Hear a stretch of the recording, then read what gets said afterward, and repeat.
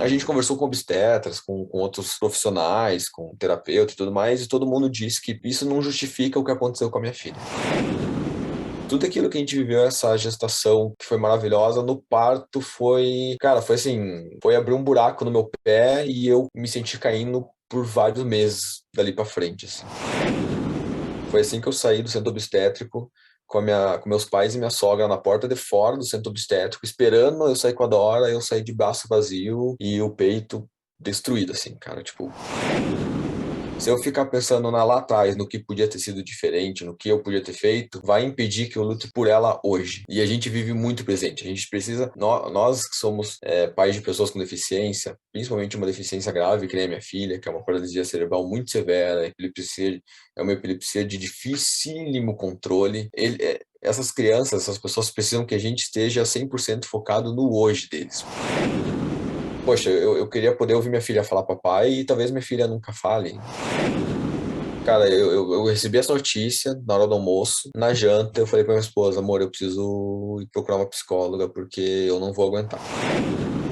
A gente tinha, num café da manhã, ela olhou pra mim e falou assim, nossa, Gui, eu sei que você não ama a nossa filha, eu sei que você não quer estar aqui. Então, se você quiser ir embora, você pode ir embora. Eu vou chorar, vou ficar chateada, mas você, do jeito que você tá aqui nessa casa, você já tá atrapalhando.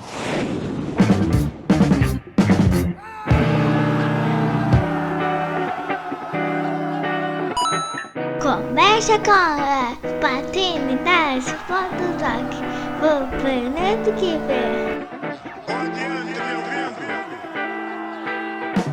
Puxe a cadeira, calibre o som e pode se acomodar aí de boa, porque hoje especificamente eu faço muita questão em ter você com a gente até o final.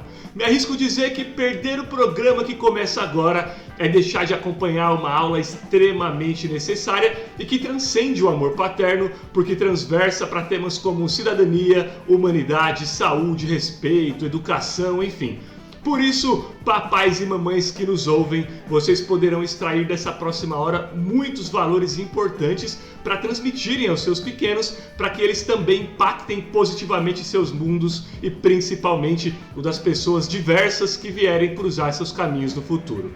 Aqui na dediação disso tudo, eu sou o Giffer, papai nem um pouquinho babão do meu tesourinho chamado Laís e padrasto do Eduardo. E tô aqui porque acredito na paternidade enquanto ferramenta de transformação social e mais do que isso, que elas, as paternidades, são plurais e diversas, porque isto sim é o que melhor representa o conceito deste podcast paternidade.doc, meus amigos e minhas amigas. Paternidade.documentário, paternidade.vida real e absolutamente sem filtros. Afinal, humanizar as relações e fomentar o altruísmo e a tal da empatia é o objetivo deste humilde programa que abre o microfone para todos os pais, de figuras públicas até cidadãos comuns, no sentido de que demonstrem toda a relação de entrega que eles têm com aquilo que conhecemos por maior amor do mundo. E aí, até já dando um pouco de spoiler, eu confesso que esse será um papo em que eu, Fernando Giffer, também devo trazer algumas situações relacionadas à minha vivência particular, já que falaremos bastante sobre paralisia cerebral e epilepsia, condições que acometem diretamente a vida do nosso convidado e que, como muitos que me acompanham sabem, também é uma realidade minha e da minha família. Ou seja, vai ser assim, ó, de papai atípico para papai atípico. Como já comentei, sou eu. Bora então conhecer o outro que vai protagonizar de fato nossa próxima hora? Ele tem 35 anos, é o maridão da Ana e o paizão do Valentim de apenas 9 meses e apesar de ser formado em desenho industrial, trabalha com edição e pós-produção audiovisual e motion design. Também é o babão da pequena e aventureira Dora de 4 anos, que tem paralisia cerebral e que chegou como um lindo furacão já transformando completamente sua vida. Foi a partir do nascimento dela que ele escreveu o livro Caixinhos Lisos e startou o projeto Papai Atípico, que se estende para diversas redes sociais e outros formatos também, como podcast e uma página no site Medium para desembolcar seus artigos biográficos. Sim, meus amigos, é dia de trocar sobre um tema mega necessário e nada como receber esse paizão super dedicado e dono de uma experiência parental incrível para dividir e abrir o coração com a gente. Ele que está diretamente e diariamente ligado a esse imenso universo e que generosamente vem para relatar questões de imprescindível relevância social e utilidade pública conosco. Senhoras e senhores, que honra! Guilherme Bucco! Aê! Pô, Giffer, muito obrigado pelo convite de participar desse papo com você aqui. E eu tenho até medo de falar mais alguma coisa sobre mim e estragar toda essa coisa, toda essa introdução maravilhosa que você fez. Eu até vou gravar depois para colocar na minha bio essa introdução aí, que me sinto lisonjeado em ouvir isso de você. Um cara que eu passei a admirar aí nesses últimos dias, porque a gente não se conhecia, né? Sim. E eu comecei a acompanhar teu trabalho, comprei seu livro, li seu livro, me identifiquei com muitas coisas do seu livro, que tem um título que eu acho lindíssimo. E estamos aqui agora, né? Vamos conversar um pouco sobre paternidade atípica, esse tema que entrou na minha vida há 4 anos com o nascimento da minha primeira filha, a Dora. E foi, como você falou, um furacão, assim, virou literalmente tudo de perna pro ar, fisicamente, mentalmente, psicologicamente. E a gente vem aí há 4 anos vivendo essa paternidade que a gente não esperava, mas que ela é muito real. É exatamente isso, Gui. Paternidade real, completamente sem filtros. Enfim, depois você vai ter a oportunidade até de falar sobre o trabalho que você desenvolve nas redes, porque a pessoa que nos ouve é importantíssima, que acompanha o seu trabalho. Estava conversando com você aqui em off, o quanto as suas postagens, o conteúdo que você produz, ele me inspira. Fico feliz aí que você tenha se identificado também com o meu trabalho, com o livro, com até o título do Diamante no Acrílico, né, que é o livro que eu lindíssimo esse livro, cara. Lindíssimo esse título, maravilhoso. E cara, antes, claro que a gente vai entrar nesse mundo mágico de Dora, mas antes eu quero até mandar um abraço para o Fernando Duarte, que era um outro convidado que participaria também aqui, que é o pai da Nanda, né? Para quem não conhece, segue lá o @pai_da_Nanda. Infelizmente, o Fernando ele precisou cancelar a participação dele de última hora por conta que a pequena estava tendo algumas crises e tal, né? A Nanda tem microcefalia devido ao Zika vírus, inclusive. Vamos marcar uma nova oportunidade para bater esse papo com o Fernando Duarte também. Então fica completamente o meu abraço aí para o Fernando, para a Nanda, para toda a família. Beijo grande, cuide da pequena, que é prioridade total. E oportunamente a gente tá junto, tá bom? Então, Fernando, obrigado, cara. Obrigado por você ter aceito. Infelizmente não aconteceu dessa vez, mas daqui a pouco a gente tá junto. E aí, Gui, como eu falei, né? Daqui a pouco a gente vai entrar no mundo mágico da Dora. Mas, cara, fala um pouco de você, né? Conta rapidamente aí para mim, contextualiza também as pessoas que nos ouvem sobre a tua infância, né? As memórias que vêm à tua cabeça quando pensa, inclusive, na tua referência paterna. Bom, quando eu penso na minha infância e com viés de paternidade, assim, eu fico muito feliz em saber que eu tive a infância que eu tive com o pai que eu tive e ainda continuo tendo. Meu pai, ele é a maior referência de paternidade para mim.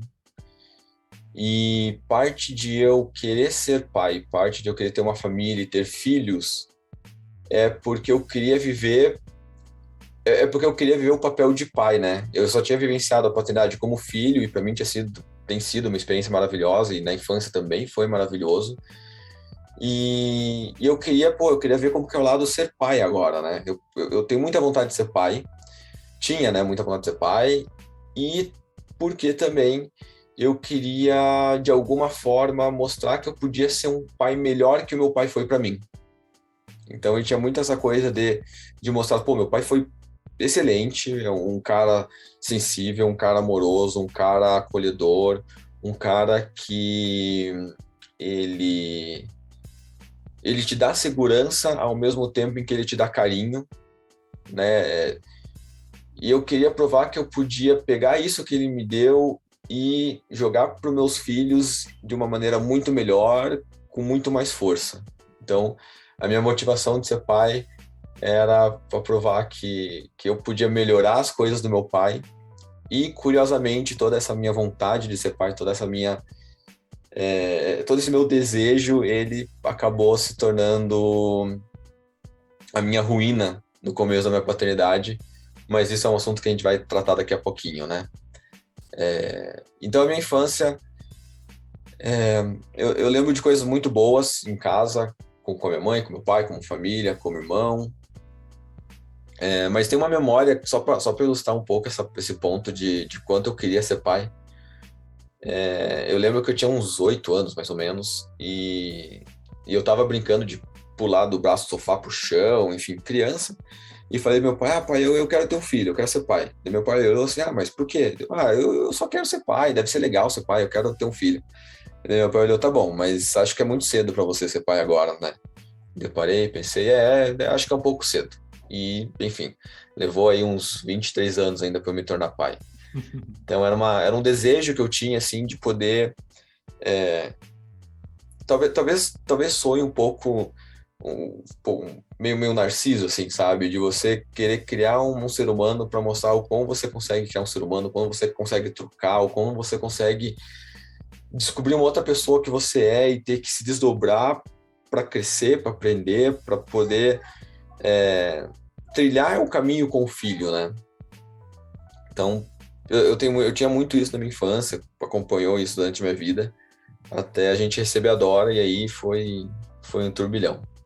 Cara, bom, você já acabou entrando na sua paternidade, saiu do lado do seu lado do filho, naturalmente já colocou o seu sonho de paternidade aqui na roda, que é o que de repente não, que é o que nós já entraríamos, inclusive, no tema.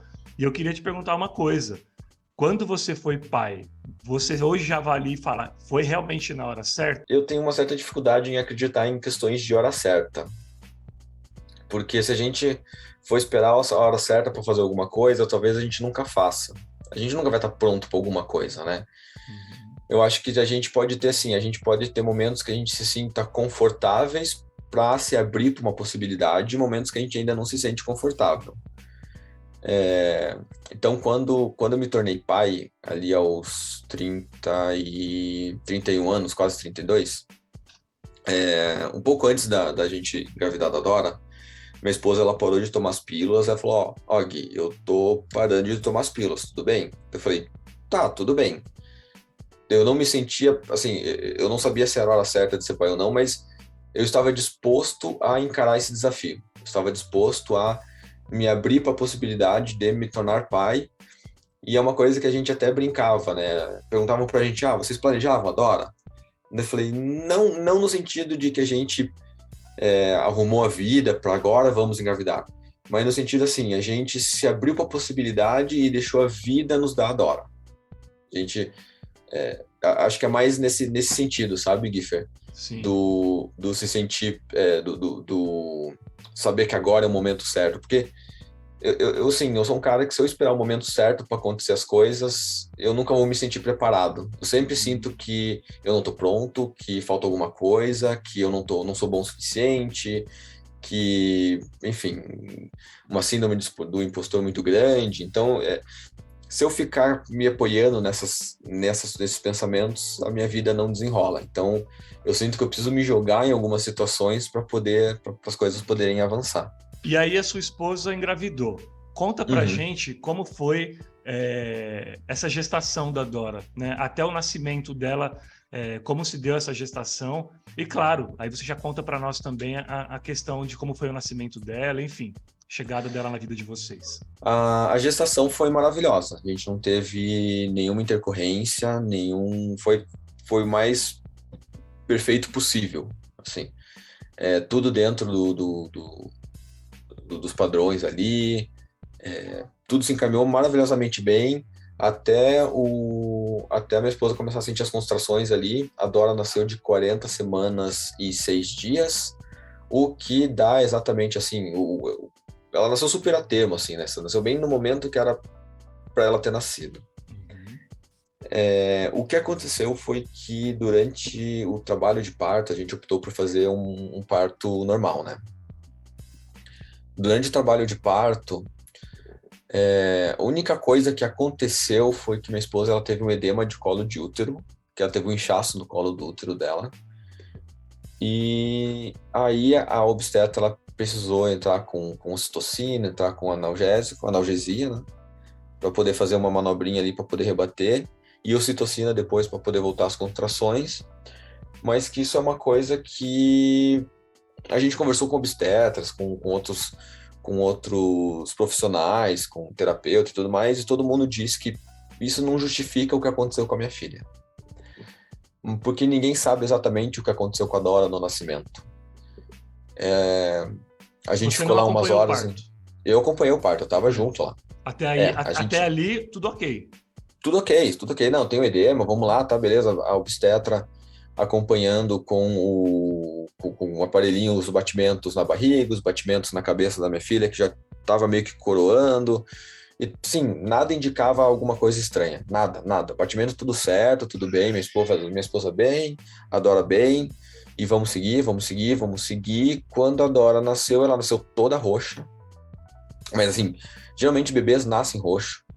Mas ela nasceu um roxo diferente, assim, sabe? Um roxo... Ao ponto de você, que era leigo, perceber que tinha alguma coisa errada. Não, eu não percebi que tinha nada errado, porque daí foi assim, ó. Tá. Eu tava... Vou contar mais ou menos como que tava, o pessoal entender. Claro. A minha esposa, ela tava meio de cócoras no chão. Eu tava sentado num banquinho atrás dela, abraçando ela, com ela apoiada no meu peito, né? Ela com as costas no meu peito. A obstetra tava ali embaixo, esperando pra Dora nascer e pra sair. Quando a obstetra puxou a Dora e a Dora saiu, ela veio direto pro colo da Ana. A gente meio que se abraçou, assim. A gente tem uma foto desse momento que a doula tirou. Foi muito rápido, foi questão de segundos. Nisso já veio o pediatra, já puxou a Dora e já levou para um quartinho para ela ser reanimada. E o pediatra que olhou falou, deu ruim aqui, vamos levar a Dora. Até então, pra gente, a impressão que a gente tinha é que a Dora tinha nascido cansada e precisava de uma ajuda. Aí eu fui chamado para acompanhar o pediatra reanimar a Dora. Ela estava toda roxa, mole, não se mexia, com batimento muito ruim. Daí ele começou a reanimar ela, entubou ela e levou para UTI. Então, o nascimento da Dora foi tudo aquilo que a gestação deu pra gente de tranquilidade, de ler historinha para ela na barriga, cantar música, falar o que a gente ia fazer, dizer onde a gente estava indo, toda aquela coisa que a gente, né, você também passou por isso de, começar a envolver com o bebê, deixa desde a barriga da mãe, deixa eu mostrar que ela é bem-vinda, que a gente quer ela, ouvir minha voz, para ela já saber o som da minha voz, o som da voz do pai, da voz da mãe, contar piada, planejar coisas com ela.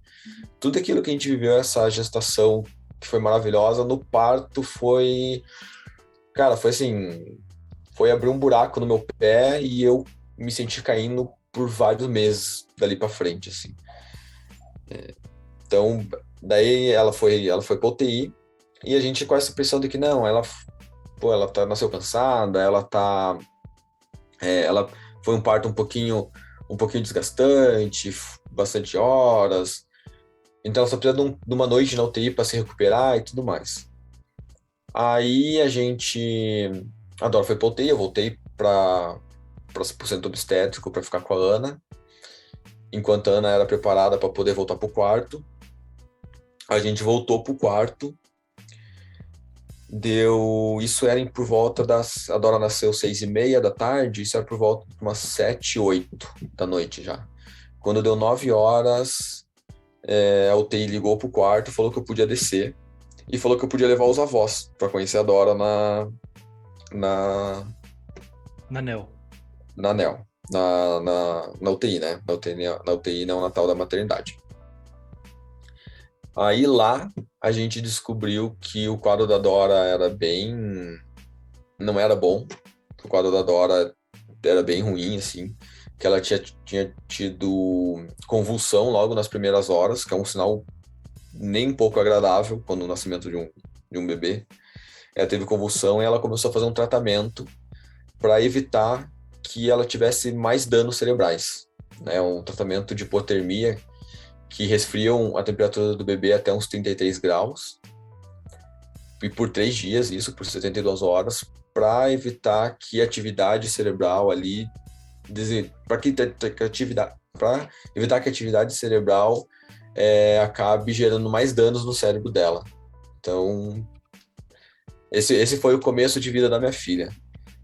Eu tive aquele sonho de sair com o filho, com a filha no braço, assim, do centro obstétrico. Não sei se você também tinha o sonho Poxa, de sair com a Laís e para apresentar, olha só, para apresentar para teus sogros, para apresentar lá pro teu irmão, para tua família, pros teus familiares, né? Não sei se você tinha esse sonho. no livro da Laís ainda conto, eu falo exatamente assim.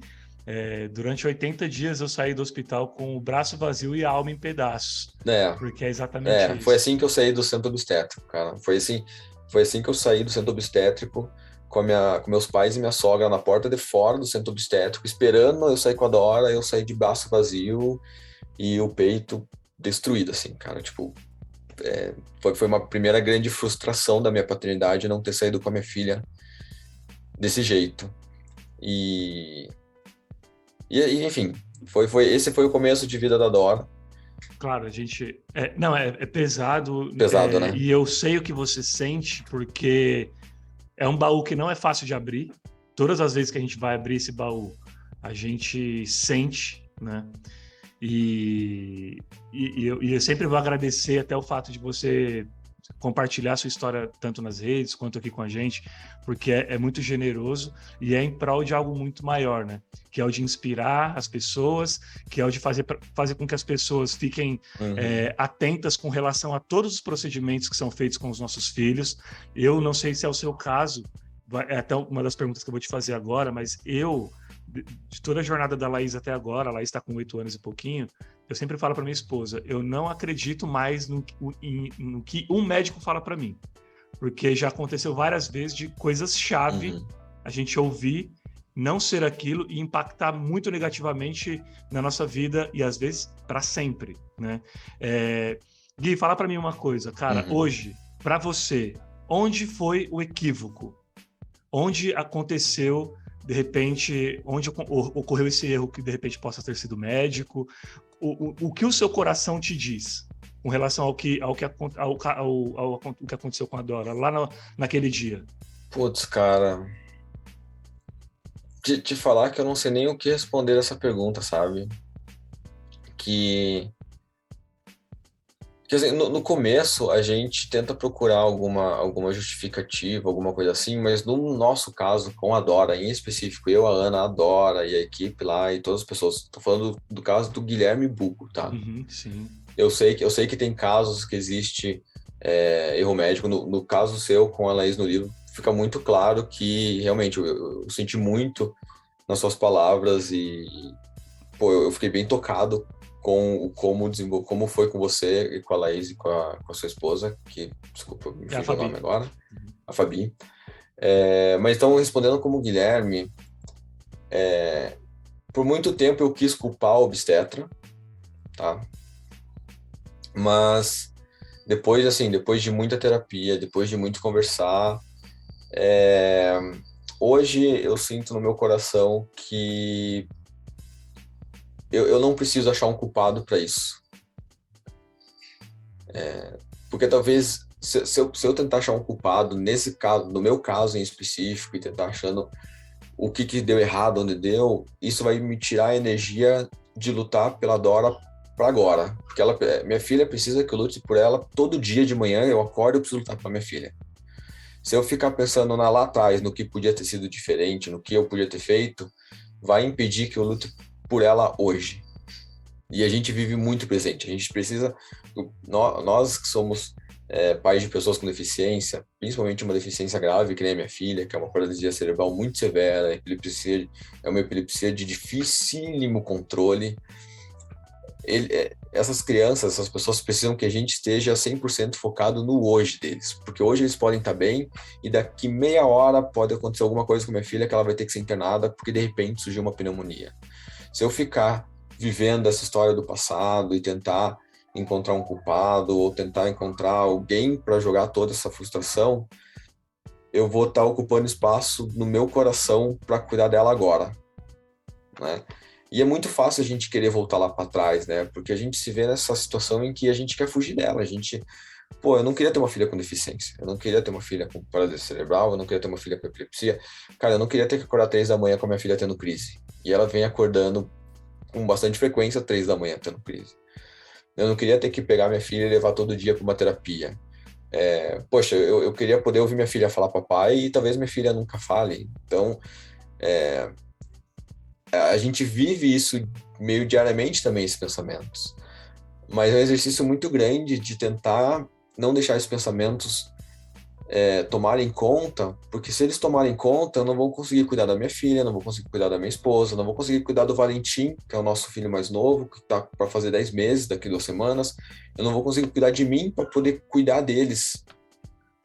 Então, muito, eu sei que é muito complicado, é uma coisa que eu vivo falando pros pais, é um dos motivos de eu ter feito o papai atípico, porque eu me senti muito sozinho nesse início de vida da Dora, porque eu não tinha outros homens com quem conversar sobre essa paternidade de uma pessoa com deficiência, sobre ouvir esses pais, sabe, como que eles lidam com essa sensação de impotência, talvez, sabe, eu vivi muito uma sensação de que eu devia ter chacoalhado o obstetra e falar, não, vai fazer uma cesárea logo e dane-se o que a gente, desculpa a palavra, Agnifer, mas não me importa o que a gente combinou lá no consultório, não tá certo, vai para uma cesárea logo. Eu fiquei me culpando muito tempo por não ter tido uma atitude mais impositiva durante o parto. E isso também é ruim, porque daí a gente fica vivendo, pô, se eu não tivesse feito aquilo, eu não estaria aqui fazendo essas coisas, papapá. E daí eu passo lá 1 hora, meio-dia, 2 dias, uma semana, sem olhar para minha filha e ver que eu preciso levar ela para terapia, preciso trocar, preciso cuidar, preciso dar remédio, preciso dar amor para minha filha, é muito importante ela ter amor, porque às vezes, talvez seja inexplicável, mas talvez seja só pelo amor que a gente dá para eles que ela consiga aguentar mais um dia, para que ela consiga aguentar mais uma crise. Então, é uma pergunta muito importante, Giver, que você fez, porque eu imagino que tem muitas pessoas que vão atrás lá, é um erro médico, é um erro do hospital, uma coisa assim, e é uma coisa muito grave isso, é uma coisa que vocês têm que buscar o direito, tem que dar um jeito de lidar com essa situação. Mas, no meu caso, com o tempo eu aprendi a deixar isso de lado, porque vai travar porque realmente importa. Cara, e assim, primeiro que você demonstra uma maturidade absurda na sua resposta, porque eu tô falando até comparado a mim, assim, né? Não que eu fique eu também não fico remoendo. Durante algum tempo, eu sempre pensei nisso, assim, cara, onde que foi o dia D, né? Aonde que foi o momento exato? Foram X pessoas, foi a gente... não fico remoendo isso o tempo inteiro, mas eu também não atingi ainda o grau de maturidade que você atingiu, e é muito importante te ouvir por isso, porque me faz refletir, me faz repensar também. Tudo isso que você está falando faz completamente sentido. Mas quando eu falo nessa questão do onde foi o equívoco, é porque às vezes não é nem o fato, às vezes não é nem que a gente quer processar, às vezes não é nem porque a gente quer ir atrás às vezes é aquela coisa de trazer a nossa paz interior, né? Aquela coisa de você, eu queria ter uma resposta disso, porque isso mudou completamente o curso da minha vida, da minha família, né? Mas eu também entendo quando tudo isso que você falou, porque às vezes essa resposta ou ela pode fazer você sofrer muito mais, ou ela não faz sentido porque não tem volta, né? Então, assim, vamos viver o agora, daqui para frente, o que passou, passou, e eu concordo completamente. E aí, quando você fala de amor, falando de amor específico, como era a tua relação com ela na UTI? Na UTI? Assim, trazendo com o meu depoimento, né? Eu, quando entendi que ela ia, enfim, desde o primeiro dia, mas quando eu entendi que, poxa, nós teremos uma jornada aqui que eu não sei quando termina, eu cantava com ela, né? Eu orava, vira e mexe, caía aquela lágrima no acrílico sempre. Na hora de fazer o canguru, eu não sei se você pôde ter a experiência do canguru, você conta pra gente, mas como era a sua relação com a Dora na UTI? Posso só fazer um comentário sobre o seu comentário da resposta aqui? Com certeza. Eu gostaria de frisar também e fazer coro com o que você falou, que às vezes esse fechamento é muito importante para a pessoa. E eu me senti muito tocado pelo teu relato, Gifer, porque eu vi que ali, sim, no seu caso, se você me permite comentar, claro. Dá pra ver que, cara, nitidamente teve alguma questão ali, sabe? E é importante, eu acho muito importante você conseguir falar sobre isso, porque a gente acaba usando nossa vida e nossas experiências como um alerta para as pessoas também. Então, às vezes, esse fechamento funciona com, olha só, com a gente aconteceu isso, então vamos ficar um pouco mais atento aqui a essas coisas. Vocês também, e eu aqui, né? Você, Guifer, e eu, nós não somos da área médica, né? A gente confia nos profissionais que estão lá. Então, se o profissional falar que X é X, a gente vai falar que X é X. Perfeito. Né? Ainda mais quando a gente está lidando com uma gravidez, que a gente sabe que é uma questão sensível, com a questão da Fabi, que você relata muito bem, o quanto uma gestação para vocês era um ponto sensível. Então, eu só quero frisar exatamente isso, assim, como o Guilherme, eu aprendi a deixar de lado pela minha experiência e pelo que eu vivi, mas quando as pessoas têm uma vivência diferente, e eu acho que essa busca pela resposta, se para a pessoa é importante, a gente precisa dar apoio para ela, para que ela consiga lidar com isso e consiga, de repente, encontrar uma resposta e tá aqui para chorar com ela, para ouvir ela desabafar, para permitir que ela fale o que ela quiser falar dessa situação, para que essa resposta se torne positiva e ela consiga ter a paz que ela precisa para daí lidar com as outras coisas dela. Sim. Sobre a UTI, na UTI eu tive, assim, não era um lugar que eu queria estar para começo de conversa, assim, eu não gostava de ir para a maternidade para estar na UTI, porque no nosso caso em específico, a Dora, ela nasceu a termo, então ela ir para UTI, para mim, parecia como sabe aquela sensação de que tipo, a gente não devia estar aqui? Sim, não é para tanto? Porque Era isso?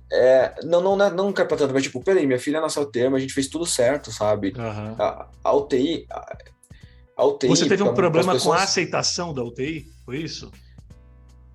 Foi mais ou menos assim.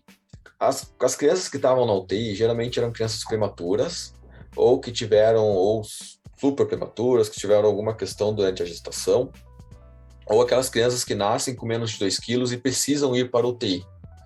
Então, para muitos casos, a UTI era tá com a criança na UTI era uma questão positiva. Era assim, pô, a gente teve uma questão ali, mas que bom que tem a UTI para cuidar da nossa filha, porque a UTI ela tá dando esperança pra gente. E para mim a UTI era como um desvio de percurso, assim, sabe, um erro do percurso, porque a Dora a gente é um pouco, talvez seja um pouco de conceitos pré-estabelecidos das coisas, porque para mim assim, a gente teve uma gestação boa, a gente não teve nada na gestação e a Dora nasceu a termo. Ela nasceu como a gente gostaria que ela tivesse nascido. Então, eu não via por que a gente deveria ter alguma coisa que fosse para UTI. Eu queria sair da UTI o mais rápido possível. Assim. A gente tinha assim, essa meta de a Dora vai acordar, ela não vai ter nada e a UTI só vai ser uma história diferente de nascimento. Eu não imaginava que a Dora fosse sair com sequelas da UTI ou que ela fosse... Ela ficou quanto tempo na UTI, Gui? Ela ficou 16 dias. 16 dias. Então, assim, a gente viu os pais chegando na UTI, todos felizes, vamos lá ver nossa filha, aí tá ganhando peso, que nem você relatou, tá ganhando peso, que ótimo, que bacana, e a gente ia pra UTI só falando, meu Deus, filha, vamos, mama no peito logo pra gente poder ir embora, sabe, vamos sair daqui, não era pra gente estar aqui, era muito essa sensação. Só que a Dora, ela teve convulsão, ela tava tomando Gardenal, tava tomando 30 gostas de Gardenal, que para uma bebê de 3,5 kg, meu Deus, é muito fenobarbital, né, o Gardenal, ele deixa ela tipo, era uma bonequinha meio mole, assim, sabe, ela tava dopada, a gente queria que ela pegasse o peito, mas como que ela ia pegar o peito estando dopada, sabe, e um dos efeitos colaterais do Gardenal é tirar essa questão da sucção da criança, né.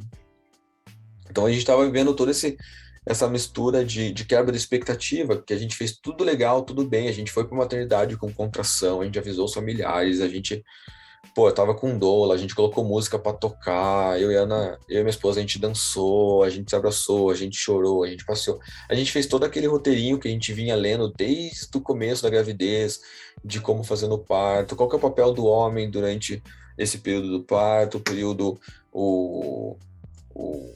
tem lá as fasezinhas do parto, né? O começo, o meio, o período expulsivo, sabe? A gente foi lendo para chegar nesse momento, se sentir preparado para isso, para viver toda essa coisa mágica que é o nascimento do filho.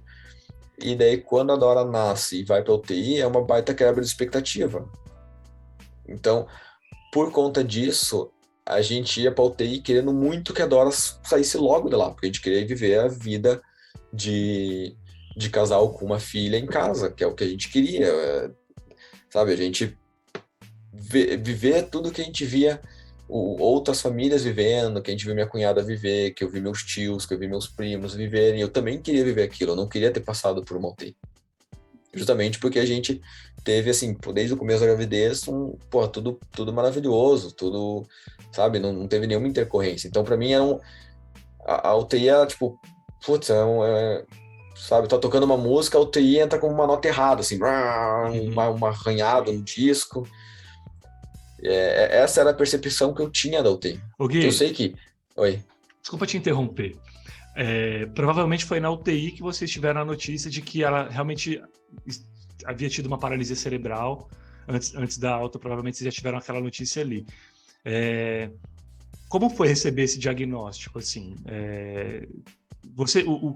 depois você me fala, obviamente, o que você sabia sobre paralisia cerebral, mas me conta como foi esse momento que a médica chamou e jogou para vocês essa notícia. Como foi receber essa notícia e quais foram as primeiras dúvidas que surgiram de que todo esse, entre aspas, né, conto de fadas que a gente vislumbra e que a gente... que não ia acontecer, não tinha acontecido e que provavelmente não iria acontecer. Cara, olha só que curioso, cara. Na UTI, a Dora nasceu numa segunda-feira, na sexta-feira passou a neuropediatra na UTI. Ela fez não vou lembrar o nome agora lá, mas ela passou ali ela foi ver como que estava o cérebro da Dora, como estava a atividade cerebral. Alguma coisa assim? Alguma coisa assim. Acho que foi uma ressonância. Não foi ressonância. Foi um eletrocefalograma. Não foi. Foi uma ressonânciazinha assim do cérebro para ver como que estava a atividade cerebral da Dora. Minha esposa que acompanhou e ela falou que a neuro ficou, nossa, surpresa positivamente, assim, sabe? Ela, nossa, o cérebro dela tá bem ativo, tá legal, tem uma área branca aqui que é um inchaço, mas tá ok, porque faz pouco tempo que ela nasceu, vamos torcer para ser só um inchaço, diminuir, porra, tá legal. Então a gente saiu da UTI, quando a Dora tinha 16 dias de vida, a gente saiu com a expectativa de que ela foi só um nascimento diferente, assim, sabe? A gente não imaginava que ela fosse ter tantas coisas. Com um mês, a gente fez uma tomografia. E nessa tomografia, com um mês de vida, a gente descobriu que o cérebro da Dora tinha sido bem afetado pela hipóxia, né? Pela falta de oxigenação durante o parto. E que tinha várias manchas escuras no cérebro dela, e mancha escura na tomografia quer dizer que é um tecido morto, né? Então o cérebro dela tinha várias regiões que os neurônios tinham morrido por conta do que aconteceu no parto. Eu fui descobrir de fato que minha filha teria alguma coisa quando ela tinha 2 meses. A gente já sacava que ela estava com atraso, alguma coisa assim, e ela ainda estava tomando o Gardenal para evitar convulsão, isso estava até ok.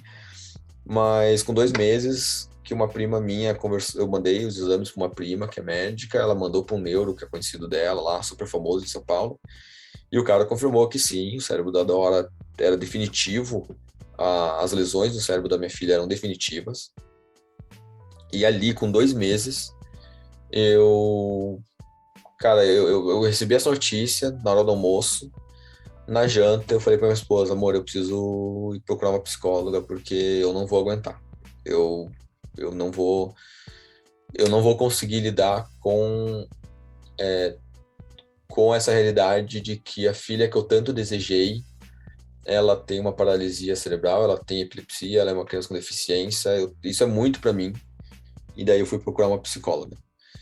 Então, já respondendo a tua pergunta, como que eu fiquei, cara, me devastou, assim. Foi a pior coisa que eu podia estar vivendo naquele momento, mas não pela minha filha ter deficiência, né? Eu acho que esse é o grande ponto. era por todo o preconceito e por toda a expectativa e frustração que eu tive com o nascimento da minha filha. Com tudo que aconteceu com ela. Então, foi ali com 2 meses, mais ou menos. Quais são as limitações dela hoje, Gui? Hoje, a Dora, ela não fala verbalmente, ela não é uma pessoa verbal. Ela também não se comunica de maneira alternativa, com comunicação alternativa. Ainda, a gente quer muito, só que a gente depende dela estar com as crises de epilepsia controladas, e que é um ponto bem sensível e bem difícil nela. Ela, vamos colocar assim, que ela tem tetraplegia. Ela mexe perna, ela mexe braço, mas são muito mais movimentos espásticos do que voluntários. Sim. Né? Ela não tem movimentos voluntários dos membros.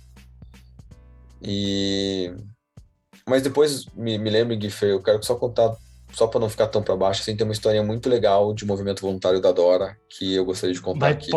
Pode contar já, vai ser maravilhoso. Posso contar já? Claro, que isso.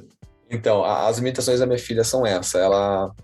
Ela é, assim, para quem ouve, seu ouvinte aqui, para ficar um pouco mais claro, minha filha é uma bebê, recém-nascida, só que ela tem 4 anos. E o que eu quero dizer com bebê?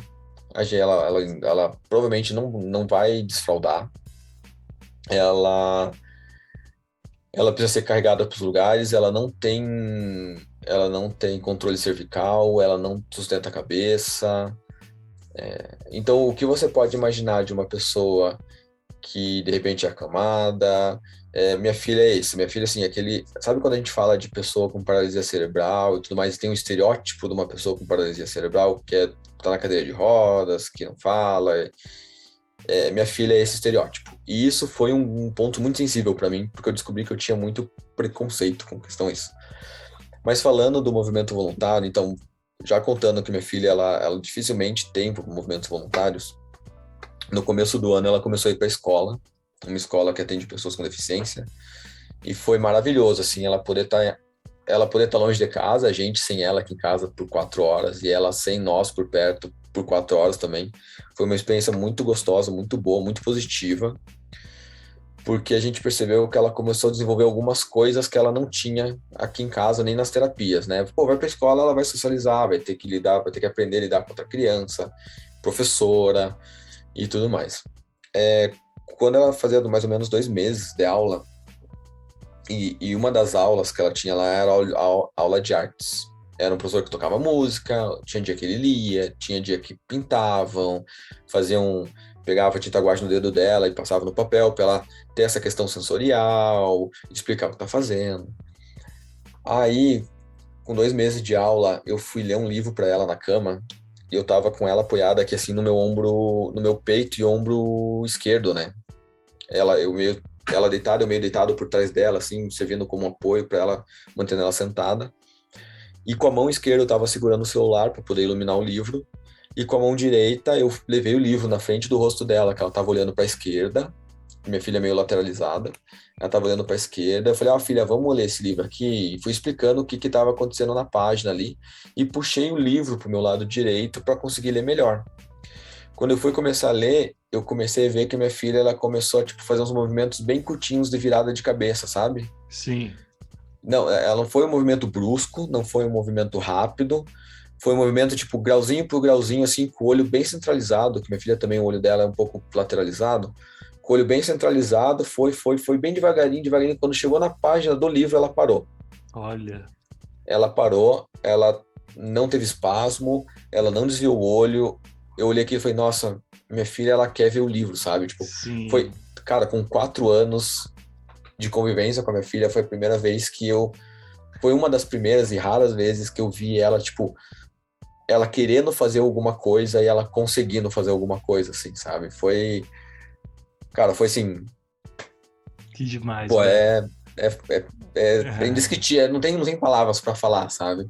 E são momentos tão raros para Dora, por conta das lesões cerebrais dela, por conta da epilepsia dela, que a gente grava isso e fala, puta, isso aqui é certeza, desculpa a palavra aí, mas isso aqui é certeza que foi o trabalho das terapias, foi o trabalho dela ter ido para a escola para poder também ter estímulo de outras pessoas, foi a questão dos remédios dela, tá bem organizadinho, tá bem controlado, Que legal, e a gente cara. fica nessa luta, né, cara, para tentar organizar ela para permitir que ela consiga se desenvolver. Um trabalho Então, completamente interdisciplinar, né? Uma vitória é que interdisciplinar e, cara, é todo dia, cara, o dia inteiro.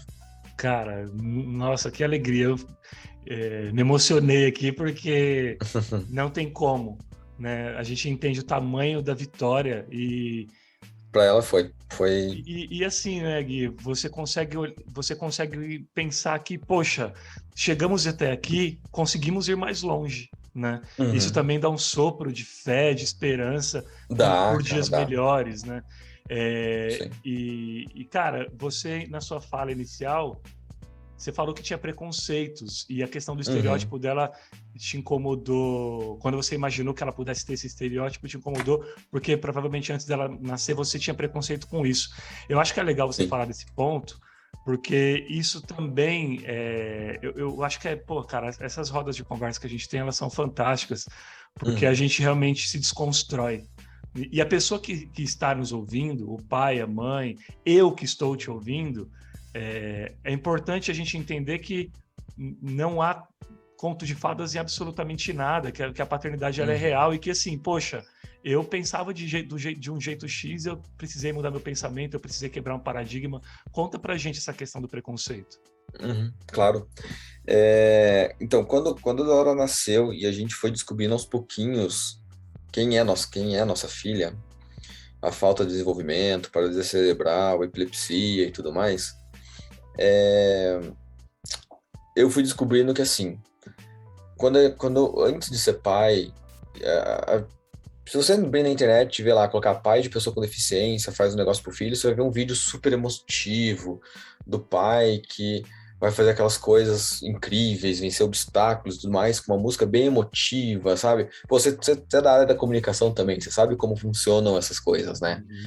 A gente vê aquilo e fala, puta, que lindo, cara, essa superação, que amor maravilhoso que existe ali, nossa, que coisa incrível, será que um dia eu vou sentir essa coisa mágica que eles vivem?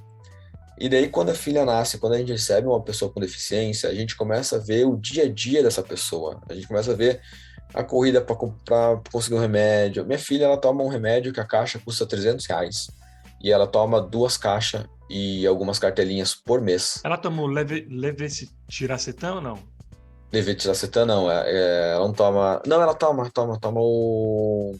Que ela toma também. Ela Peraí, toma o valproato de levetiracetam... sódio e o levetiracetam, no caso da E... Laís. Não, levetiracetam ela não toma mais, ela toma o Depakine. Ah, o Depaquena é o valproato de sódio, não é? Valproato de sódio, aham, aham. E essa que eu tô falando é o Sabril, é o Vigabatrina, Sim. que é um medicamento que custa R$ 300 a caixinha. Não tem no SUS. Tem no SUS, sim, sim. Ah, Gastos tem no SUS, porque ela, tipo, em dinheiros, é em torno de 600 e poucos reais por mês que ela precisa tomar desse remédio, sabe? Então, tem no SUS.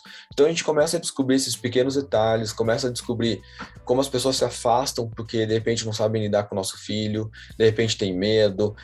Quando a gente começa a ver as várias deficiências, as várias síndromes que existem, cada uma delas tem a sua particularidade com relação a preconceitos, mas todas elas são comuns no afastamento das pessoas, nas dificuldades que você tem em acesso a terapias, a locais para você ir com o teu filho, a local para trocar o teu filho.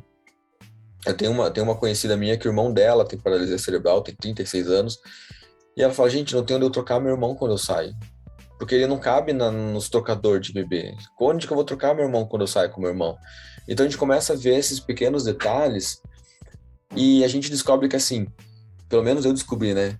Que, pô, um filho com deficiência é legal na família dos outros, né?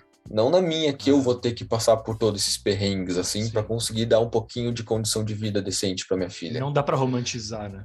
Não dá para romantizar. Daí eu descobri, nossa, que preconceito, né? Você fala que legal aquela família superando todos os obstáculos, mas, cara, você não sabe as dificuldades que existem nessa... Você não sabe o tamanho desses obstáculos. E a gente tá aqui porque a gente quer dar uma condição boa pro nosso filho, assim.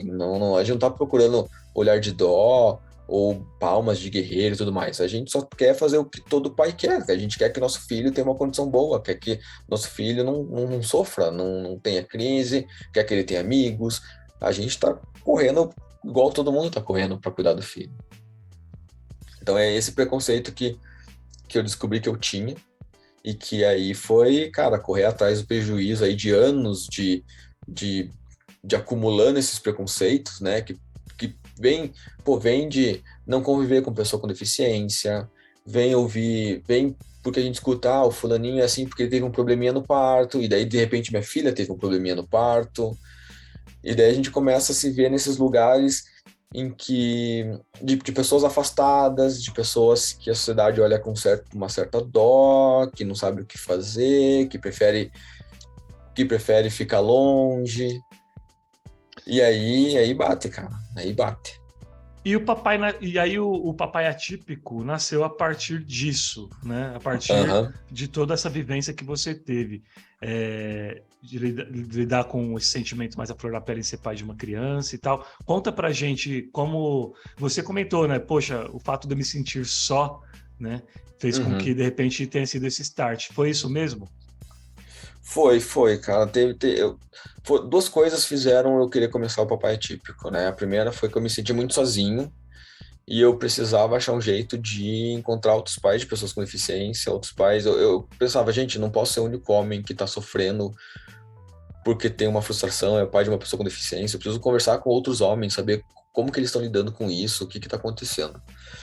E o outro foi porque eu percebi que, conversando com a minha esposa ali, depois de uns meses de nascimento da Dora, eu fazendo terapia já e tudo mais, eu conversando com a minha esposa, eu falei, pô, não tem tanto pai assim, mas caramba, quantas mães tem, né? Quantos grupos de mães de pessoas com deficiência existe? Quantos canais de comunicação, quantos perfis em rede social existe de mães?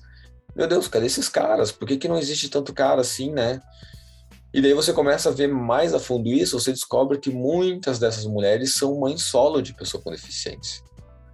São mães que são famílias que o pai abandonou, que o pai sabe lá onde tá. E daí eu pensei, meu Deus, por que esses caras estão fugindo, né? E isso bateu muito forte em mim, porque nessa época que eu e minha esposa a gente discutiu isso, eu percebi isso um pouco antes.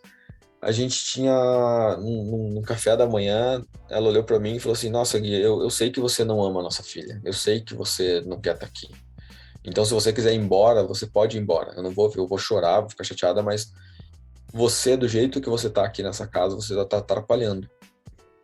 E aquilo para mim foi uma porrada, né, cara? Porra, eu pensei, como assim?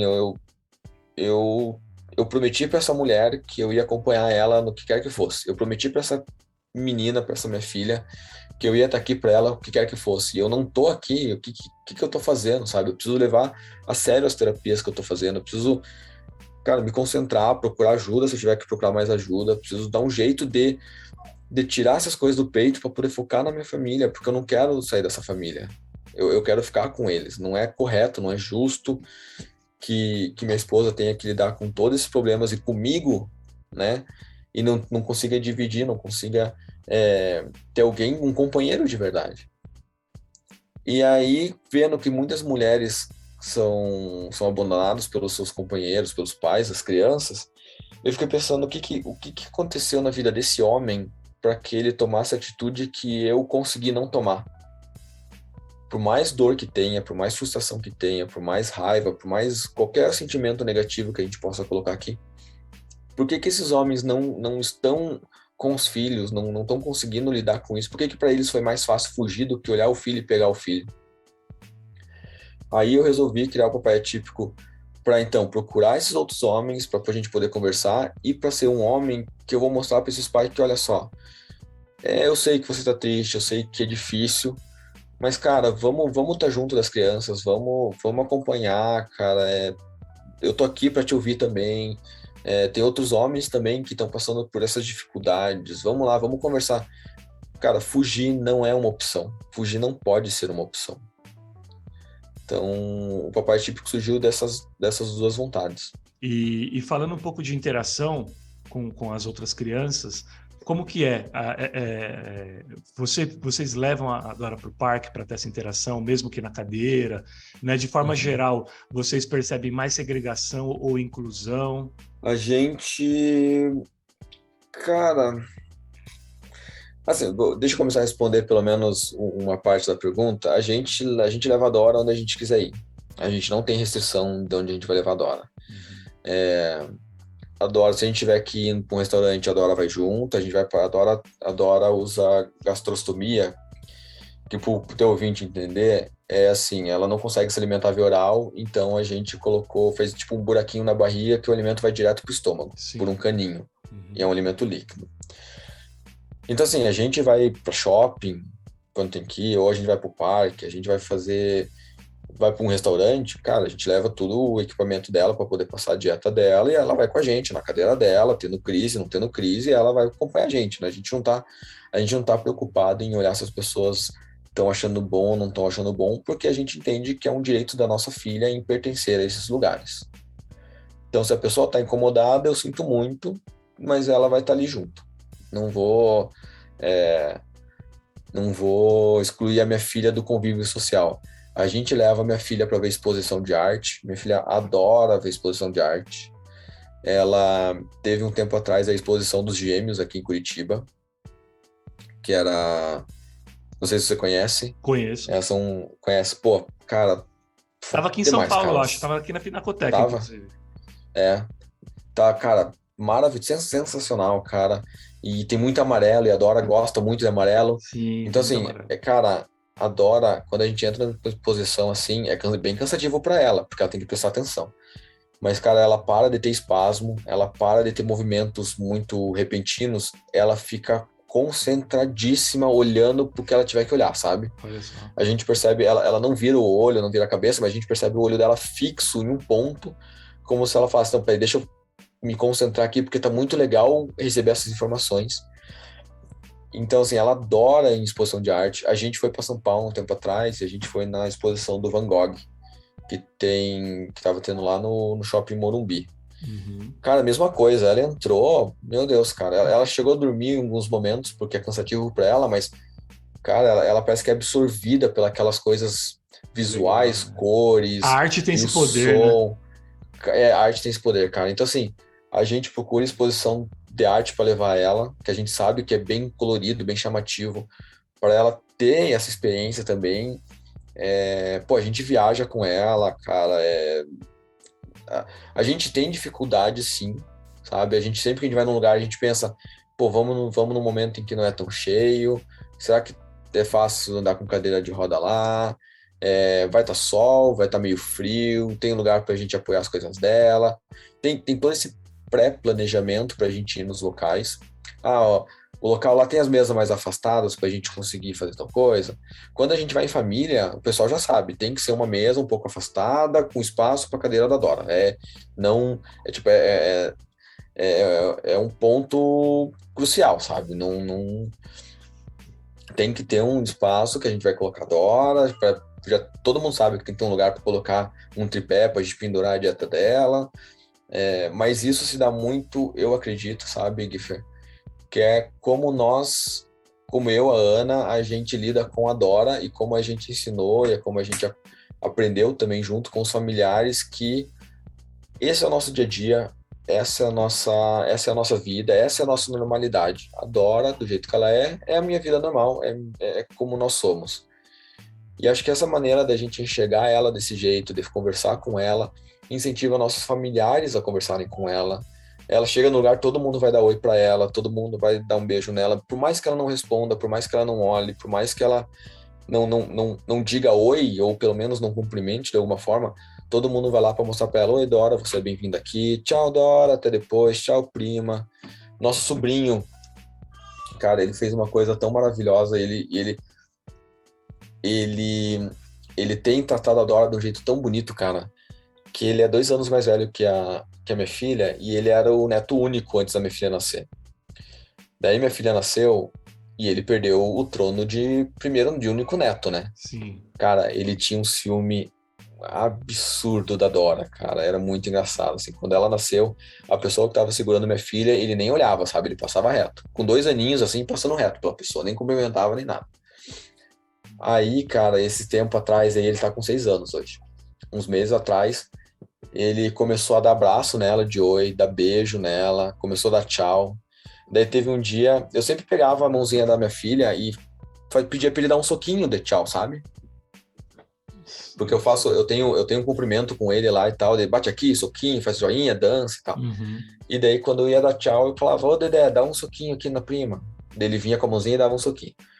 Daí outro dia, a gente tava na casa da minha cunhada, e eu falei, ô Dedé, a gente tá indo embora, dá um tchau pra prima. Cara, ele assim, ele tava meio jogando videogame, ele deu pause, ele foi na Dora, ele pegou o braço da minha filha, assim, pelo pulso, levantou e deu um soquinho e falou, tchau, prima. E Olha soltou só. e voltou a jogar videogame. Sabe, tipo, Aham. sabe, foi uma coisa tão natural pra ele fazer isso, sabe? Ele não falou, vou pegar, olha só o que eu tô. Não, ele tava jogando videogame, sabe quando a criança tá meio distraída e faz uma coisa no automático? Ele fez no automático, assim. Eu olhei aquilo e falei, cara. Inclusivo, sem saber que tá sendo inclusivo. Inclusivo, sem saber que tá inclusivo, cara. E daí, outro dia, a gente tava lá e ele quis brincar de Batatinha 1, 2, 3, lá daquela série do Netflix. Sim. Não sei se você sabe. Sim, da E daí menina. ele falou, daí ele falou assim, eu quero uma brincadeira que a Dora possa brincar também, que é Batatinha 1, 2, 3. Então, tio Gui, empurra a Dora e quando eu virar, vocês param. Cara, ó o que ele pensou, sabe? Sim. Eu quero uma brincadeira que minha prima na cadeira de rodas possa brincar, cara. Tipo, cara, isso eu acho que é muito pela maneira como a gente trata a Dora naturalmente. A gente vê a deficiência dela, a gente sabe da deficiência dela, mas a deficiência dela não é o principal na maneira como a gente vai lidar dessa forma, de oi, tudo bom, cumprimentar, perguntar, pegar no colo, saber tá bem, falar pra ele, André, dá um beijo na prima, porque ele vê todo mundo dando beijo na prima, Sim. então ele vai lá dar um beijo, sabe, a prima trouxe um presente, dá um abraço nela. Então acho que a maneira como a gente trata, como a gente tenta naturalizar a existência dela, eu acho que é um fator muito importante para como as pessoas vão lidar com ela quando vê a gente com ela na rua, quando vê a gente com ela no museu, quando vê a gente com ela no restaurante, Cara, sabe? Não é uma, sabe? A gente não tá fazendo da Dora uma coisa assim, nossa, olha só, nossa.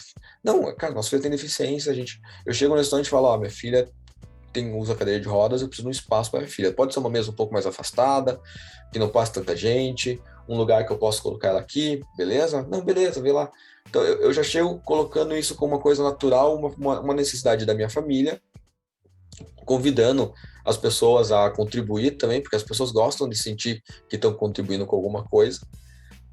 Então, acho que como a gente lida dessa forma, a gente acaba não vendo tanto preconceito ou tantos olhares, né? Então, assim, é a nossa vivência, né? É diferente de uma pessoa que tem um filho com autismo, um filho com qualquer outra deficiência ou qualquer outra síndrome, né? Esse aqui é o Guilherme, que é pai de uma criança com paralisia cerebral e epilepsia falando. E já que a gente falou do projeto Papai Atípico, não tem como não falar do projeto sem citar o Cachinhos Lisos. Conta pra gente, Gui, com relação a esse livro da Dora e o Cachinhos Lisos. Cara, esse livro, eu escrevi esse livro quando a Dora tinha 2 meses, né? Então era bem no comecinho de tudo. E eu escrevi ele como uma tentativa de contar para as pessoas, de repente, o que está se passando na cabeça da minha filha. Que a gente sempre ouvia que ela ia ter o desenvolvimento dela no tempo dela, tudo no tempo dela. E daí eu pensei, se eu tivesse que contar isso para alguém, explicar isso para alguém que não tem deficiência, para uma criança que não tem deficiência, por que a Dora não fala, por que ela não anda? E explicar assim, não, ela tá tentando, ela tá numa aventura para descobrir como que funciona o corpo, como que funciona as perninhas dela, como que funciona a cabecinha dela. E daí Cachinhos Lisos surgiu disso, muito inspirado na minha filha, para eu poder falar desses assuntos, sem necessariamente falar sobre paralisia cerebral, sobre epilepsia, que são termos bem pesados, né? Querendo ou não, são termos pesados, para que pessoas consigam se identificar com a minha filha, ver que minha filha também tem sentimentos, ver que ela também tem medo das coisas, humanizar minha filha, para que crianças que não tenham nenhuma deficiência, que não vivam isso no dia a dia, olhem para a Dora e falem, não, ela é uma criança como a gente. Ela também tem medo, ela também gosta disso, ela também se assusta com barulho, ela também gosta de colo, ela também gosta de tal coisa, ela não quer ficar sozinha, ela gosta que falam com ela. Então, Caixinhos Lisos surgiu para fazer uma ponte, assim, entre essas duas realidades tão distintas e mostrar que elas não são tão distintas assim, que elas têm muita coisa em comum. Cara, Então, demais. E como que a gente acha o livro?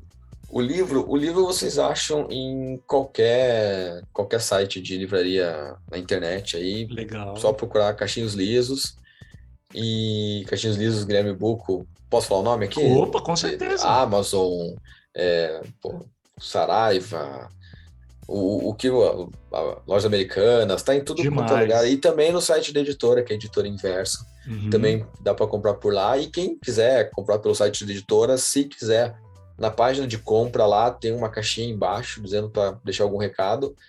É só escrever lá, quero autógrafo do autor, da Dora e da Lola. Legal. Que é a nossa cachorrinha que vai com autógrafo de todo mundo lá, com uma dedicatória bem legal para todo mundo. Que da hora. E vem mais livro por aí ou não? Eu tenho planejado mais livros, sim. Eu quero contar, assim como você contou essa história, né? Que acho que Giffer, eu fico muito feliz quando eu vejo pais contando suas histórias de paternidade, principalmente quando envolve alguma deficiência, quando envolve alguma coisa assim. Ainda mais, cara, daquele quentinho no peito, assim, de, tem homens querendo mudar o mundo, sabe? Tem homens que querem falar sobre si, que querem falar sobre seus sentimentos e querem ajudar outros homens. Então eu tenho tenho planejado de lançar um livro contando os primeiros meses da vida da minha filha até eu criar o pai típico. Certo. Para contar exatamente como que foi descobrir que minha filha, o nascimento, como foi descobrir que ela tem paralisia cerebral, como foi quando ela desenvolveu epilepsia, o que eu estava sentindo. Vai ser muito rico, cara. Mano, faz sim. Eu espero e eu espero que o pessoal curta também. Porque, cara, eu acho que quanto mais homens falarem sobre si, sobre seus sentimentos, cara, eu acho que é melhor para todo mundo, sabe? E a gente acaba encorajando também, né? Não que sejamos exemplos, eu não sou exemplo para ninguém, né? Mas eu também não acho que eu sou, não. Então, mas se eu puder, poxa, inspirar um pai, que nem você falou, cara, com a sua atitude, se eu puder inspirar um pai a não abandonar o filho, né, que tá com deficiência, se o meu livro conseguir tocar o coração de uma pessoa, já valeu a pena. Até uma curiosidade do meu, que é o Diamante no Acrílico, você que leu, você vai saber disso. Eu não falo da deficiência da Laís no livro, porque o livro ele termina quando ela faz 1 ano. Exatamente quando ela faz 1 ano. E até então a gente não sabia que ela era deficiente. Olha que louco isso, né? Tanto que no livro, se eu não me engano, no final eu até comento que, graças a Deus, ela não teve nenhuma sequela e tudo mais. A gente veio começar a descobrir isso depois, né? Enfim, só um adendo meio inusitado. E a gente espera muito esse seu com os seus relatos, porque tenho certeza de que vai ajudar muito a paternar aqui também com a Laís esse outro livro. E, claro, vou atrás também dos Caixinhos Lisos, porque tô doidinho para mostrar para a Laís, inclusive. Quero que ela leia. Espero que ela goste. Fica aqui, então, um pedido aí, Giffer, uma continuação do teu livro, né? Já que vocês descobriram coisas depois, de repente... Então, ouvir essa história sua aí ia ser bem interessante. O pessoal fala, quando vem o Diamante no Acrílico 2? Eu falo, cara, o 2 eu vou deixar pra Laís escrever, porque eu tô com uma preguiça. Mas, mano, dá muito trabalho escrever livro. Agora, cara, a gente acaba revivendo um monte de coisa, né? Cara, falando sério, é isso mesmo, assim, não é muito fácil, não. Mas a gente, é aquela história de pegar a nossa dor e tornar a nossa dor nosso propósito, né? Acho que tem muito isso. A gente já vai pro quadro de encerramento, eu tô abusando do Guilherme aqui, se eu puder eu não solto a mão dele, mas claro, ele tem os compromissos. Mas antes, cara, eu queria falar um pouquinho sobre o Valentim, né? Também não podemos deixar de falar do pequeno. Lá, claro, querendo ou não, ele chegou meio dentro desse turbilhão de sentimento, né? Desse abraço coletivo da família de vocês, nesse instante do ninguém solta a mão de ninguém. Conta pra gente um pouco sobre a chegada dele e tudo o que ele já tem proporcionado à residência dos Bucco. Cara, olha só, cara, o Valentim, eu sempre quis ter 2 filhos, né? Eu sempre sonhei em ter 2 filhos. Quando a Dora veio, eu pensei, eu não quero mais ter outro filho, eu não quero passar por a expectativa da gravidez de novo e acabar como acabou com a Dora. Eu sofri muito, eu não quero ter outro filho. Aí um dia, numa quinta-feira, minha esposa puxou esse assunto, porque um casal de amigo tinha engravidado e ela puxou, né? Ô Gui, pô, o que você acha de ter outro filho e tal? A gente meio já tinha conversado por cima, mas nada aprofundado. Aí eu falei pra ela assim, amor, tá, eu não vejo como encaixar outro filho na nossa rotina, nenhuma rotina, nossa rotina diária, financeira, nada. Eu não vejo. Cara, ela fechou a cara, deu um jeito, cara. Nossa, puta, eu conto assim, ela fala assim, nossa, ela chorou demais, assim, por dentro. Caramba. Isso foi na quinta-feira. No domingo, no sábado veio um casal de amigos aqui em casa fazer churrasco, passamos o dia inteiro de churrasco aqui. No domingo ela acordou meio mal e tal, com dor no seio, enjoada. Daí eu olhei pra ela meio estranho. Daí na segunda-feira ela acordou mais com esses sintomas mais fortes ainda. Comprei um teste de gravidez. Cara, dizia pra esperar 3 minutos, deu 40 segundos, já tava apitando lá Tava positivo. muito grávida.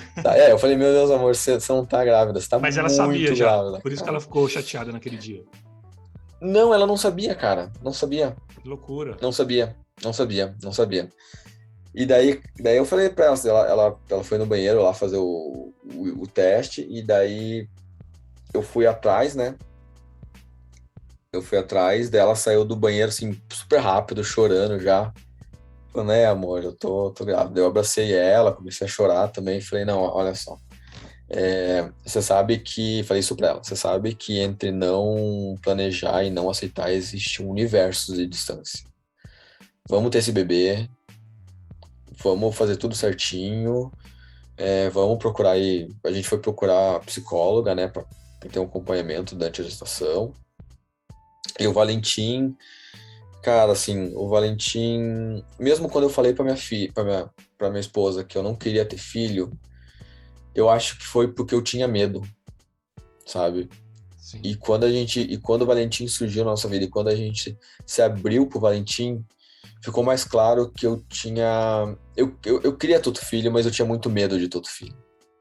E esse medo tava falando muito alto.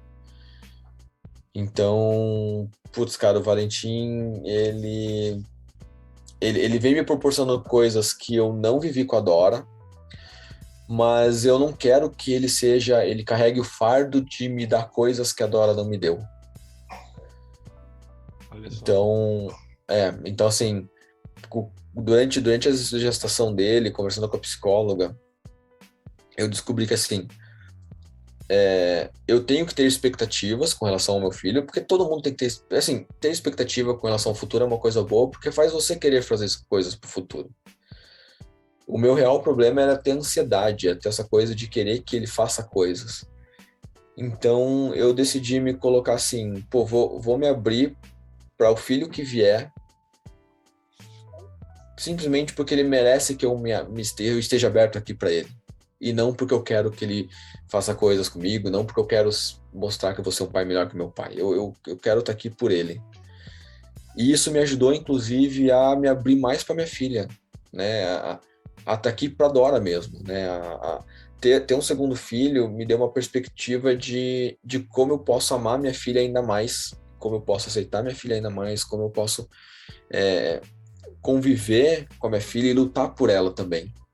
Então isso é muito curioso, assim, né? Que o filho, ele não... Eu já vi acho que... Quem falou isso? Acho que um conhecido lá dos pais falou que filho não vem para dividir o amor, né? Filho, ele vem para somar o amor. Verdade. Então, ter o Valentim aqui, ver ele olhando pra Dora, ver como ele age com a Dora, cara, ele dá uns olhares meio de apaixonado, meio de curioso, meio de preocupado. Cara, é outra coisa, assim. E claro, né, até agora, o Valentim vai fazer 10 meses, a princípio, ele é uma criança neurotípica, ele não apresentou nada, assim. E a gente tá vivendo com ele outras coisas, sabe? A gente tá, ele tá com o desenvolvimento dele bem típico mesmo. Os marcos de desenvolvimento dele estão todos ok. É outra experiência, Me diz outra uma coisa, coisa, outras Gui. preocupações. Me Oi. fala uma coisa. Você tem medo que o excesso de cuidados que a Dora precisa atrapalhe vocês na hora de dar autonomia para o Valentim mais para frente? Não, nunca pensei nisso, para falar bem a verdade. Não, cara, a gente tem muito claro, eu e minha esposa, eu e a Ana, a gente conversa muito, a gente tem muito claro sobre essa questão de autonomia e de cuidados, assim. A gente realmente acredita que criar o filho é criar o filho para o mundo. A gente acho que um pouco da dorzinha que a gente ainda tem é porque a gente sabe que talvez a Dora não vá sair para o mundo, por conta que ela talvez não vá conseguir ter uma independência. Então a gente fica um pouco triste nesse ponto, mas a gente tem claramente que o Valentim, a gente está criando ele para ir para o mundo, assim. Tanto que quando, uns anos atrás, aí, quando a Dora estava com 2 anos e tudo mais, era comum a gente ouvir, você tem que ter um outro filho, vocês precisam ter um outro filho, porque quem vai cuidar da Dora quando vocês forem mais velhos e tudo mais. E primeiro, eu já cometi um erro de querer uma filha com propósito. Eu não quero ter um segundo filho e jogar nele o fardo de ter um propósito. Sim. O Valentim, a gente não quer criar ele, não quer que ele cresça achando que ele vai ter a função de cuidar da irmã. Isso é muito diferente da gente, no trato, no dia a dia, ele querer cuidar da irmã porque ele sinta que os pais cuidam, a Dora merece cuidado, mas a gente vai criar ele para ter a própria vida, para ele seguir o próprio caminho. Então, acho que a gente está muito tranquilo com relação a permitir que ele... A não deixar que esse cuidado extremo com a Dora reflita em a gente ser talvez pais super protetores dele, talvez. Bom, e como eu preciso liberar você para os cuidados com os pequenos, é o seguinte, gente, se vocês acham que já estão suficientemente emocionados, eu lhes digo que ainda temos o que chamo de cereja do bolo, digamos assim. Chegamos ao quadro final do nosso programa e também o momento mais mitológico e aguardado pelos ouvintes que já estão acostumados com nossa jornada, aquele instante de reflexão, introspecção e emoção. Hora de botar lenha nela, a cápsula do tempo!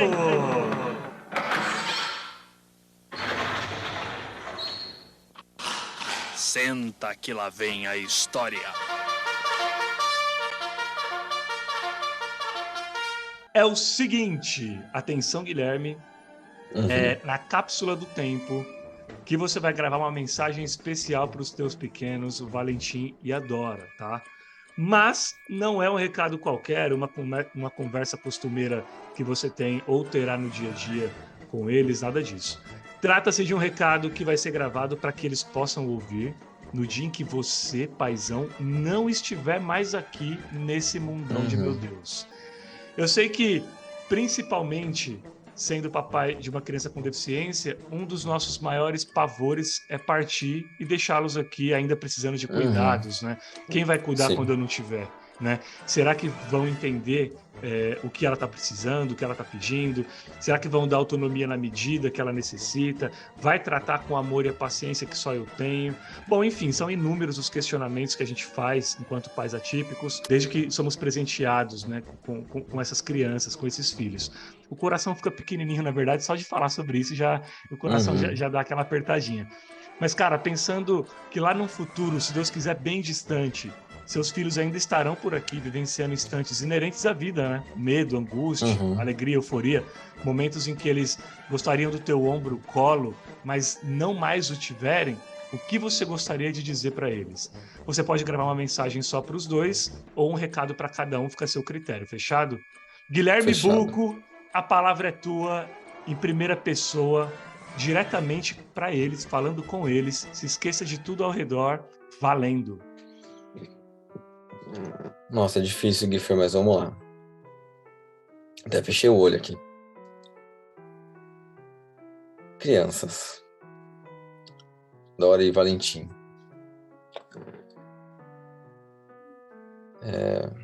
É muito, muito difícil pensar no que eu quero dizer exatamente para vocês agora.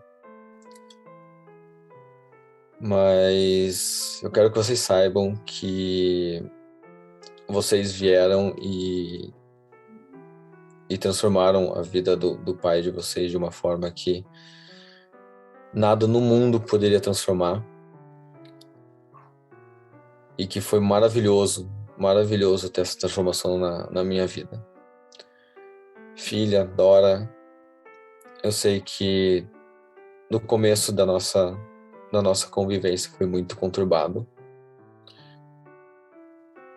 mas foi conturbado porque o papai te queria muito e porque você era alguém que era muito esperado pela gente. Eu quero que você saiba que eu te amei muito, mesmo nos momentos em que eu mais me sentia triste comigo mesmo.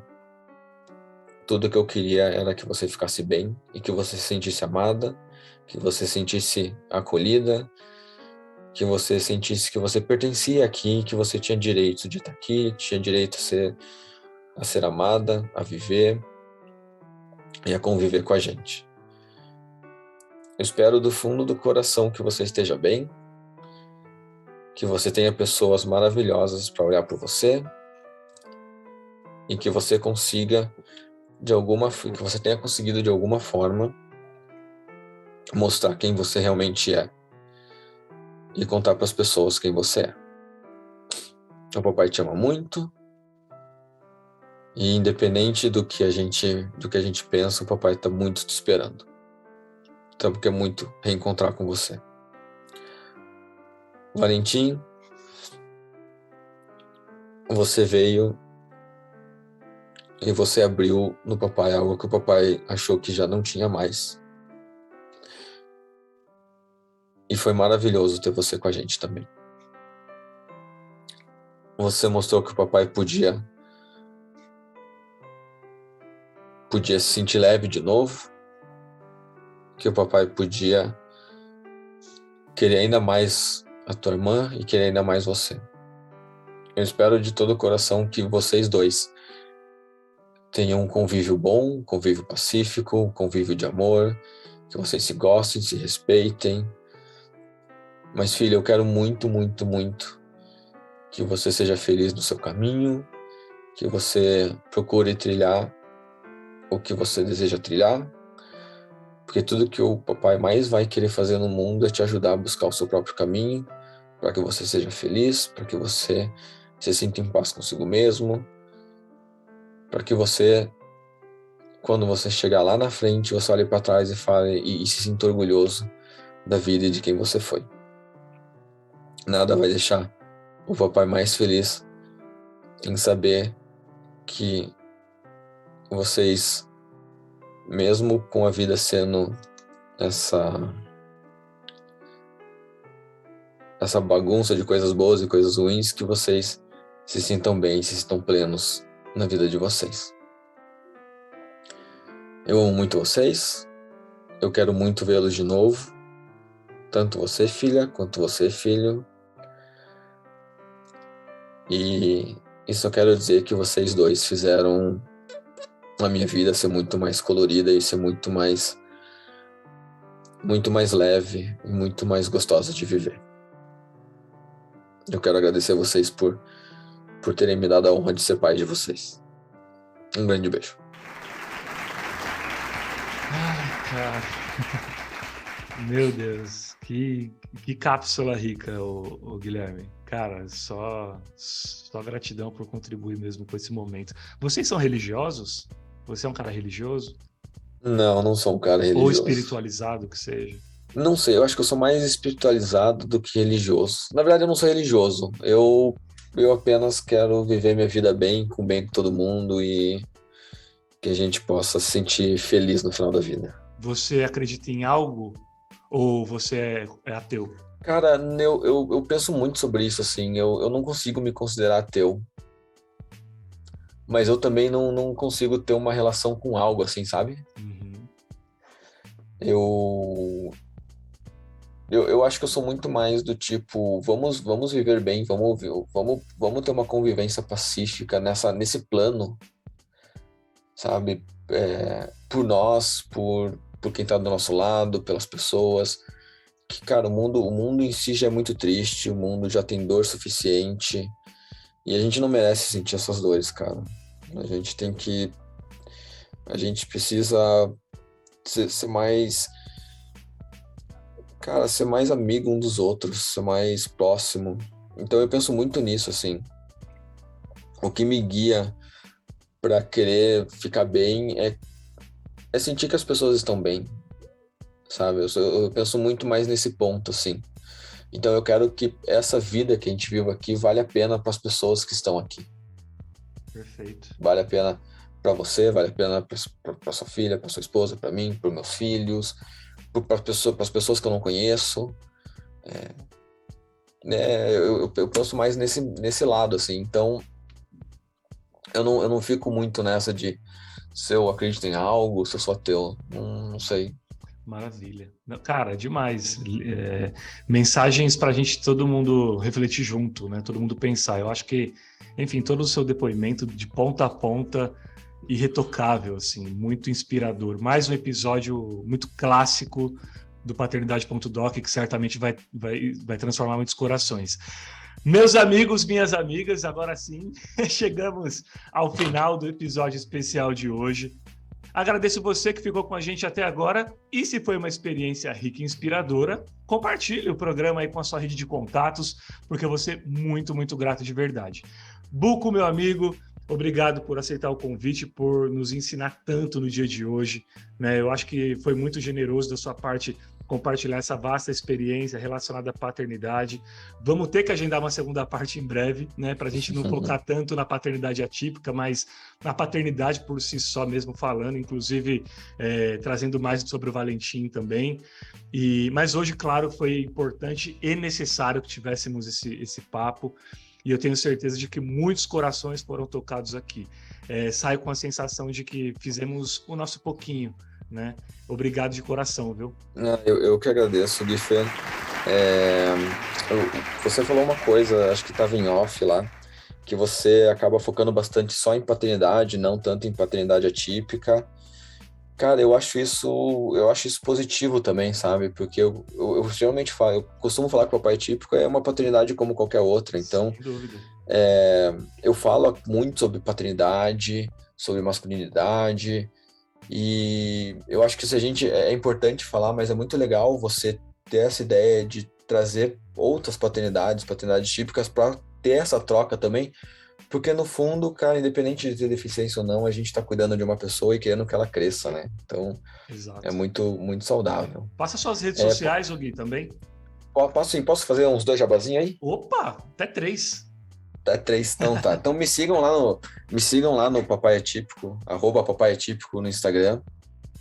Eu compartilho muitos pensamentos e muitas trocas, né? Como eu tive aqui com o Guifer, eu me sinto muito estranho nessa posição de ensinar ou qualquer coisa assim. Eu gosto muito mais de troca e de contar minha experiência para poder ouvir a experiência dos outras pessoas, para saber como a gente pode melhorar pessoalmente. Então me sigam lá no Papai Atípico. O meu podcast está um pouquinho parado, muita coisa acontecendo. Eu quero fazer uma coisa muito legal. Então, quem sabe ano que vem aí a gente coloca alguma coisa para o pessoal acompanhar. Se você é pai de uma pessoa com deficiência, me procura também no Instagram, procura lá o coletivo Pais Atípicos, que são mais pais de pessoas com deficiência que procuram trocar, procuram conversar, ajudar no que for que ajudar, conversar. O Fernando, né, o papai da Nanda, ele também faz parte do grupo, ele também tá lá, então procurem, a gente tem um WhatsApp lá para poder trocar. Se você, Guifer, quiser... Pô, eu ia falar isso agora, por que eu estou excluído desse grupo? Eu tô com o teu WhatsApp aqui, eu falo pro pessoal, o Fernando Guifer aí, um cara maravilhoso aí, acho que pode trocar bastante com a gente. Será que eu sou digno? Pelo amor de Deus. Com certeza cara, pô, um cara como você. Qualquer um é digno, é só ser pai e ter muita vontade de conversar com outros pais e querer trocar e querer conversar, que, porra, a gente tá super aberto lá para poder receber esses pais. E o último eu faço parte da Escola de Pais XD. Legal. Que é a primeira escola focada na educação parental, criação de filho. A gente conversa muito, a gente tem muito, muito conteúdo sobre criação dos filhos, sobre diálogo com os filhos, sobre parentalidade. Eu tô lá para falar bastante sobre inclusão, sobre paternidade atípica, mas tem outros profissionais de outras áreas e tem muito foco na parentalidade. Eu gosto de falar para os pais de pessoas com deficiência que não é porque não tem deficiência no nome de uma coisa que não é para vocês, porque lá também tem questão financeira, que todo mundo precisa ter Pô, a gente que é pai, né? A gente tem que ter uma noção financeira para poder conseguir planejar um futuro para a gente, para nossos filhos, é super importante. Questão de diálogo com os filhos, independente se o filho usa comunicação alternativa ou não, cara, teu filho vai crescer, teu filho vai virar adolescente, teu filho vai passar por fases da vida e Sim. comunicação é essencial para a gente conseguir lidar com o filho. Então, procurem lá a Escola de Pais XD no Instagram também. E é isso, Guifer. Pô, foi maravilhoso ter essa horinha com você aqui. Eu falo bastante. Eu queria ser muito breve, mas eu falo bastante. Isso porque eu pulei um monte de pergunta para conseguir te liberar agora, viu? Por isso que tem que ter outra parte depois. Pois é, cara, é bastante coisa para falar. E quando a gente fala de uns assuntos assim, vai desenrolando. Então eu quero agradecer a oportunidade de estar no hall desses pais incríveis que você entrevistou aí. Eu acabei, antes da gente entrar no papo, acabei de escutar o programa com o Andreoli. Gostou? E, porra, maravilhoso, cara. Incrível Andreoli é papo, demais, né? muito. Não, ele é realmente um cara sensacional, a maneira como ele se expressa. Ele falando dos filhos, das coisas que faz, das Baita histórias. Comunicador, né, cara? Além de paizão. Comunicador, cara. Baita comunicador. Então, tá junto dessa galera aí cara, é uma honra imensa poder conversar contigo e te conhecer melhor, né? Que a gente trocou umas mensagens. Cara, Sim. Acho que o canal tá aberto aí pra gente poder conversar e fazer cada vez mais coisa junto. Sem dúvidas, a honra foi minha, né? Todos os pais aqui para mim são iguais, né? O tamanho igual de todo mundo. Para mim o que importa é mesmo a experiência de cada um. Quando você vier para São Paulo, me dá um toque. Quando eu for para Curitiba, não sei se um dia eu vou para. Eu espero que sim, né? Porque o único lugar mais longe que eu fui na minha vida até agora foi Minas, assim. Nunca consegui sair muito de São Paulo. Mas quando eu estiver em Curitiba, eu vou te avisar para dar um beijinho nas crianças. Quando vier para São Paulo também, a gente bota as crianças para brincar um pouco. Com relação ao coletivo Papai Atípicos, estou completamente à disposição de vocês para o que vocês precisarem que tiver ao meu alcance, de verdade. Contem comigo sempre. E eu acho que é isso, meus amigos. Quero mandar um abraço afetuoso também aí para o Michel van der Linden, ao Bruno Félix Pascoal e à Lúcia Aparecida Fonseca, membros da comunidade paternidade.docas.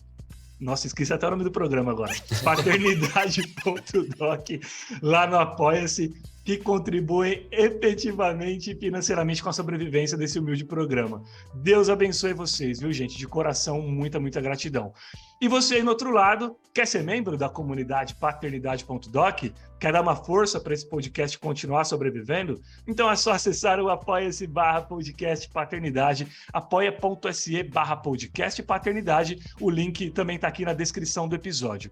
Não se esqueçam de seguir e fortalecer lá o @FernandoGuifer nas redes sociais, porque também tem muito, muito material relacionado à paternidade, inclusão e prematuridade, que são minhas bandeiras e partes do meu propósito de vida. Valeu, gente! Até a próxima! Fui!